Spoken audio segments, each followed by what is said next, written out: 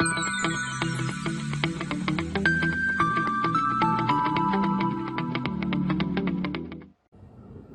everyone, welcome to the video series lecture of thermodynamics. As you all know, we were discussing about the chapter number 5, that is the PVT behavior of pure substance. And in this chapter we have discussed these 3 points, that pure substance, phase diagram and important definition of the critical point and triple point. Now today we will learn about some other definitions and then we will go to the steam table. Okay. So let us start today's lecture. We have already discussed all the diagrams. Okay. In the last lecture we have done detailed discussion on these 3 diagrams. And we have already discussed about this critical point and triple point. I have shared that critical point means it is the point at which the simple latent heat is 0. Okay, or liquid directly flash into the paper, and triple point means all the 3 phases will be coexist at that point, that is known as the triple point. And I have given the value for the water. You have to remember this. This is very important for the MCQ. So up to this point we have discussed things. Now I am going to start with some important definition. First is the saturation temperature. Probably you know all the things. All the things we have already discussed in chapter number 1. Saturation temperature means it is the temperature at which the water will directly start converting into the vapor, or phase change will possible. Now degree of superheat, that is also we have discussed that the difference between the superheated temperature and the saturation temperature is known as the degree of superheat. Let us take one example, that at 1 bar pressure we know that water is boils at 100 degrees Celsius. Now at 100 degrees Celsius, if you give more heat to this 100 degrees Celsius steam, then it will convert it into 150 degrees Celsius steam. So this 150 minus 100, this 50 degrees Celsius is known as the degree of superheat. So it is the temperature difference simple between the superheated steam and the saturated steam. Okay. Then amount of superheat, this we have already discussed. To reach at 150 degrees Celsius, we have to supply some heat into the dry steam. So that amount of heat is known as that amount of heat which we have supplied to make superheated steam from dry steam, that is known as the amount of superheat. Okay. Now next types of steam, this already we have understand. Just here you can see the definition. Wet steam is the mixture of water molecule and steam particle. Next is the dry steam. Dry steam is the simple at saturation temperature at 100 degrees Celsius, 100% steam is available. That 100% steam where there is no water molecule, that is known as the dry steam. And the superheated steam means if you supply some heat into the dry steam, you will get the steam. That steam is known as the superheated steam.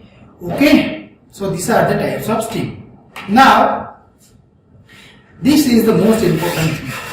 Dryness fraction and wetness fraction. What is the meaning of this dryness fraction? Now we know that at 100 degrees Celsius 100% water is available. Then we are going to supply some latent heat into this 100 degrees Celsius water. So this 100 degrees Celsius water is converted into the 100 degrees Celsius steam. So during the conversion of this 100 degrees Celsius water into 100 degrees Celsius steam, in between the phase there is mixture of water and vapor particle, or water and steam particle. Now during this mixture, how much amount of the steam is available or how much amount of the water is available, that we know from the term that is known as dryness fraction. So that is also known as the quality of steam. So if the value of dryness fraction is 0.5, that means here there is 50% steam is available and 50% water is available. If the value of dryness fraction is 0.6, that means here 60% steam is available, 40% water is available.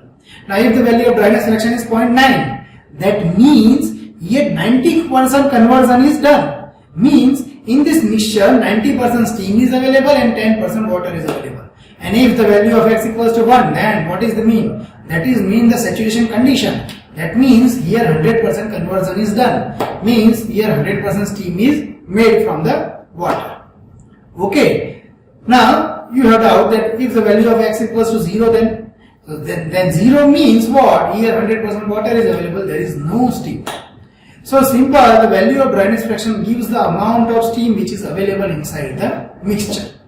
Okay. Done. So we can write the definition like this. It is the ratio of mass of the actual dry steam present into the known quantity of the wet steam to the total mass of the wet steam. So we can write X equals to ms, that is the mass of steam, upon ms plus mw. Now if the value of X equals to 1, then entire amount is converted into the steam. Then mw equals to 0, so ms cut, you will get X equals to 1. Okay, hope you get clear idea. So the dryness fraction of the wet steam is always less than 1, and for dry steam it is equals to 1, that we have already discussed. Okay, when X equals to 0 there is 100% water, when X equals to 1 there is 100% steam. So in between these 2 points there is a value of X will be there. Okay. Now next is the wetness fraction. What is the meaning of wetness fraction? It is the ratio of the mass of water particle present in the known quantity of wet steam to the total mass of the wet steam. You want to know the water percentage, then you can get this from the wetness fraction. If the wetness fraction is 0.3 means here 30% water is present and the 70% is steam. Similarly, if the wetness fraction is 0.9, then here 90% water is present and remaining 10% is steam. So wetness fraction is exactly opposite to the dryness fraction. But in our practical applications, generally we use dryness fraction, we will not use the wetness fraction. Okay, then now let us move to the other definitions. First we will discuss about the enthalpy of steam. Here first of all, enthalpy of liquid. So this we have already discussed when we were discussing about the TH diagram. In the TH diagram I show that when there is the phase is liquid phase, that is known as the enthalpy. Saturation liquid phase, that is known as the enthalpy, and that is denoted by the F. So it is denoted by the HF. Okay. So if you want to find the enthalpy of water of 30 degrees Celsius, then how you can find? Directly you can write HF equals to CPW. CPW means specific heat of water. In bracket TF minus 0. 0 means 0 degrees Celsius and TF is the 30 degrees Celsius. So at any temperature you can find the enthalpy from this formula. Okay, important formula. Now next is the enthalpy of dry steam. How you can find the enthalpy of dry steam? Simple, we can write the total amount of heat is required to convert 1 kilogram of water into 1 kilogram of dry steam, that is known as the enthalpy of dry steam. Simple, you can understand. Here there is 100% water, X value is 0. Here there is 100% steam, X value is 1. So between these 2 points, how much amount of heat you will supply? That is the latent heat. That is known as the enthalpy of dry steam. So Hg can be written as HF plus X HFG. Sorry. Okay. Now enthalpy of the wet steam means if there is a condition between the water and steam. So during that mixture, if you want to find the enthalpy, then how you can find? So you can write directly H equals to HF plus X HFG. Here X is the dryness fraction. Now this HF, HFG, Hg, these values come from the steam table that we will learn in this lecture also. Okay. So we will learn about that steam table also. And the last one is the enthalpy of the superheated steam. So how you can measure? If you have dry steam, you are supplying some amount of heat, then it will convert into the superheating condition. How you can measure? With the help of this equation, that H superheated is equals to Hg, that is the enthalpy of dry steam. We are going to supply the heat. So ultimately you can apply the ideal case equation over this. So that is the Cp delta T. So H superheated equals to Hg plus Cps, that is the specific heat of steam, in bracket T superheated minus T saturated. So this is the enthalpy of the superheated steam. Okay, so 4 enthalpies we have discussed: enthalpy of liquid, enthalpy of dry steam, enthalpy of wet steam, and enthalpy of superheated steam. Okay, so these 4 equations you have to remember to calculate the numerical problems. Okay, now I am going to talk about the specific volume. So what is the specific volume? Specific volume is volume available at the saturation condition, volume available in the wet condition, volume available at the dry condition, and in the superheating condition. So as like the enthalpy, we can calculate the specific volume also. Okay, so first of all, specific volume of the water, that will be given from the steam table, you can easily find. Okay, specific volume of the dry steam, that is denoted by the Vg, that also we can get from the steam table. Specific volume of the wet steam, that we have to calculate, and for that purpose we need to know about the Vg and dryness fraction. So if we have both the value X and Vg, then easily we can calculate the specific volume for the wet steam. Okay, and specific volume for the superheated steam. At this time, we know that we can apply simple our Charles law, and according to Charles law, the pressure remains constant, because we know that whenever we are going to heat up the water, the pressure will remain constant. At the constant pressure condition, we can apply the Charles law, and from the Charles law, we can write here V superheated upon Vg equals to T superheated upon T saturated. So from this equation, you can get the idea of, or you can get the value of the specific volume for the superheated steam. So these are some basic equations you need to know whenever you are going to calculate the numerical problems. Okay, so these are the important equations. Okay, also you can write all the equation for internal energy also. Just you have to do, as we know that what is the enthalpy. Enthalpy equals to U plus PV. Just you have to find this U. You have already value of H, you have already value of V, and pressure is always remains constant. So you can directly get the value of internal energy. Okay, so if you want to write, you can write like this, that internal energy of the dry steam is equals to Ug equals to Hg minus PVg. Similarly, internal energy of the wet steam U equals to Hg minus X PVg, and internal energy of the superheated steam, that is U superheated equals to H superheated minus P into V superheated. Okay, so this is the equations for the internal energy. So till now we have discussed about the equations of enthalpy, equations of the specific volume, and equation of the internal energy. But how we can get the values of this Vg, Vf, X, H superheated, Hg, Hf, this all the values will be come from the steam table. Okay, so let us understand the steam table. So this is the steam table. You can see here, this is the steam table. Now, there are three types of steam table are available. First, we will discuss here saturated vapor, water, and pressure steam table. Okay, so according to the pressure, how all the properties are vary, that we have to understand here. Okay, so listen to me. Here you can see this is the steam table. Here, if you know the amount of pressure, in the examination it is given that the pressure is 10 kilopascal. Only the value of pressure is given. Now with the help of that value of pressure, you can get all the properties. So at 10 kilopascal pressure, what will be the saturation temperature? You can get directly from the steam table. So the saturation temperature is 45 degrees Celsius. So if we have pressure 10 kilopascal, then the water will boil at only 45 degrees Celsius. At 45 degrees Celsius, water will boil. Okay. Now the second property you can get from the steam table, that is the saturated liquid, that is the Vf. So what is the specific volume of the saturated liquid you can get from the steam table, and that value will be like this. This value you can get.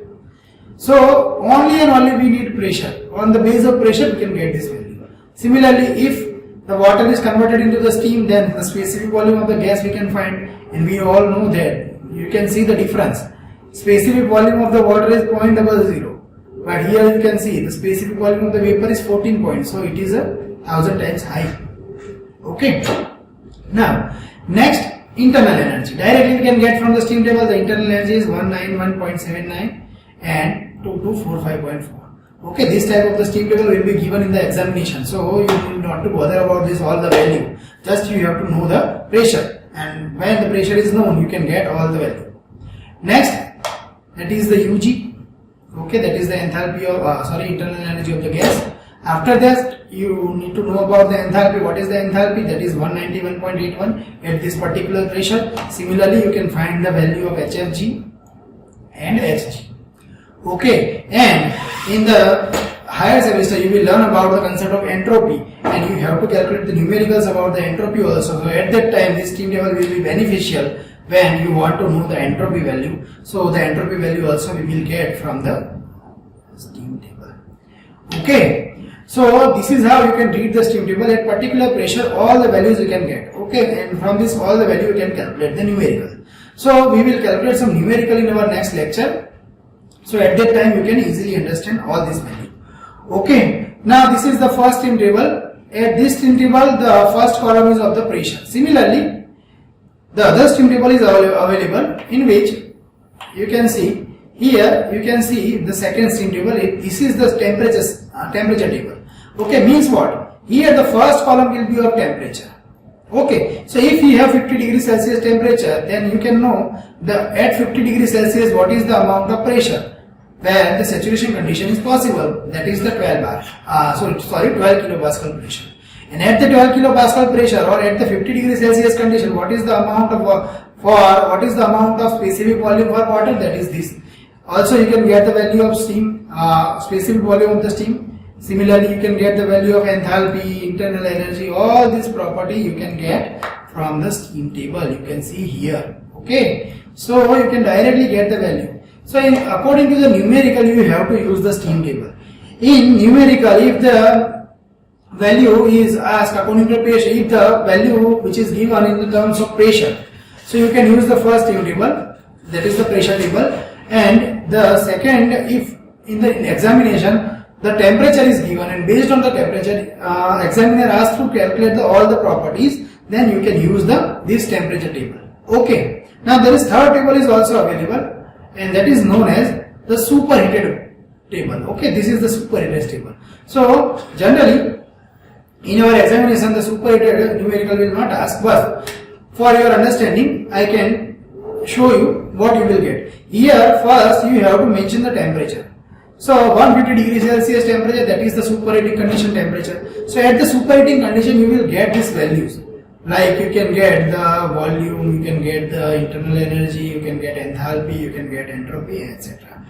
Okay, so these are the value you can get from the steam table. That is known as the superheated steam table. This is not important for us, but the previous two tables is very important. Based on that table, we will calculate some numerical in our next lecture. Okay, so hope you get clear idea about the steam table, about the properties of the steam. Okay, so we will meet in our next lecture. Thank you for today.